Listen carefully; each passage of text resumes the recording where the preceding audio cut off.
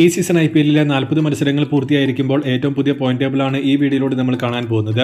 വീഡിയോയിലേക്ക് കടക്കുന്നതിന് മുൻപായി ഇതുപോലുള്ള കൂടുതൽ IPL വാർത്തകൾക്ക് വേണ്ടി ഈ ചാനൽ മറക്കാതെ സബ്സ്ക്രൈബ് ചെയ്യൂ. 10, 9, 8 സ്ഥാനങ്ങളിൽ ചെന്നൈ, ഹൈദരാബാദ്, രാജസ്ഥാൻ തുടങ്ങി 3 പേരാണ് നിൽക്കുന്നത്. ഇതിൽ ഹൈദരാബാദ് മാത്രം 7 മത്സരങ്ങൾ കളിച്ചിരിക്കുമ്പോൾ ബാക്കി 2 പേരും 8 മത്സരങ്ങൾ പൂർത്തിയാക്കിയിട്ടുണ്ട്. ഇന്ന് ഹൈദരാബാദ് മുംബൈയെ നേരിടുമ്പോൾ വിജയിച്ചേ പറ്റൂ എന്ന നിലയിലാണ് ഇവർ ഇറങ്ങുന്നത്. ഇന്ന് വിജയിച്ചാൽ 6 പോയിന്റുമായി 8ാം സ്ഥാനത്തേക്ക് ഹൈദരാബാദിന് പോകാം.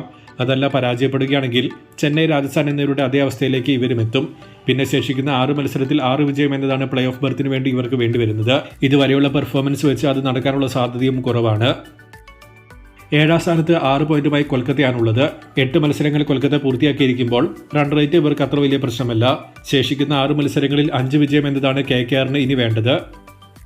6ാം സ്ഥാനത്ത് 8 മത്സരങ്ങളിൽ 8 പോയിന്റുമായി മുംബൈയാണ് നിൽക്കുന്നത്. നല്ല റൺ റേറ്റ് ഇവർക്കുള്ളപ്പോൾ ഇന്ന് വിജയിച്ചാൽ സ്ട്രെയിറ്റ് ആയി 3ാം സ്ഥാനത്തേക്ക് മുംബൈക്ക് പോകാൻ പറ്റും.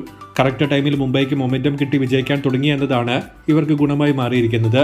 ശേഷിക്കുന്ന 6 മത്സരങ്ങളിൽ 4 വിജയമാണ് മുംബൈക്ക് വേണ്ടത്. 5, 4, 3 സ്ഥാനങ്ങളിൽ 10 പോയിന്റുമായി ലക്നൌ, പഞ്ചാബ്, RCB തുടങ്ങി 3 പേരാണ് നിൽക്കുന്നത്. ഇതിൽ LSG മാത്രം 9 മത്സരങ്ങൾ പൂർത്തിയാക്കിയിരിക്കുമ്പോൾ ബാക്കി 2 പേരും 8 മത്സരങ്ങൾ മാത്രമേ കളിച്ചിട്ടുള്ളൂ. LSG ഇന്നലെ ഏറ്റ പരാജയത്തോടെ അവരുടെ റൺ റേറ്റ് പോസിറ്റീവിൽ നിന്നും നെഗറ്റീവിലേക്ക് പോയിട്ടുണ്ട്. ശേഷിക്കുന്ന 5 മത്സരങ്ങളിൽ 3 വിജയമാണ് LSGക്ക് വേണ്ടത്.